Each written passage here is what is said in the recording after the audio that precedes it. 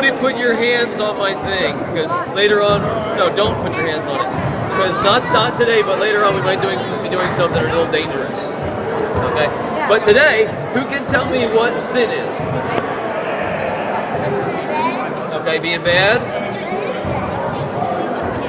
Do something bad. Okay, it's doing something bad or doing something that God says not to do. Why is sin bad?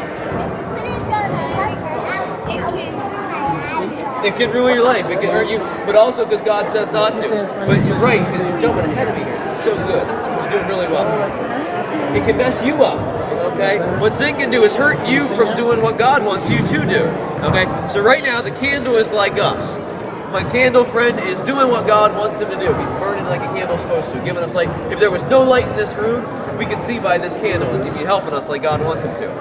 However, if you do things that are wrong that God doesn't want you to do, it can hurt you and not let you do what God wants you to do.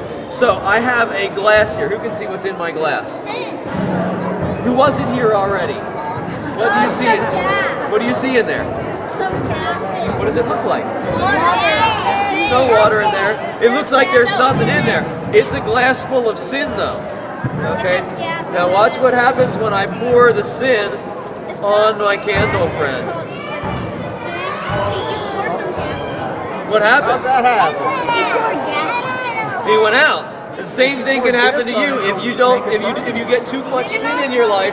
It'll hurt you from doing what God wants you to do, just like the candle got hurt. The only thing you can do then is ask God to help you, and then God can come along and like I'm doing and relight you so you can do what God wants you to do. So what you'd have to do is ask God for you to help. Ask God to help you stay away from sin, and if you get caught in it, help bring you back out of it so you can do what He wants you to do again. Okay, now do you want to see how I did that? Okay, you guys can do this one at home. This one's perfectly safe. All you need is baking soda. You put a little bit, oh, that's my wrong glass. Okay, a little bit of baking soda in the glass. Now, do not touch my stuff. Okay, and then you need vinegar. Okay,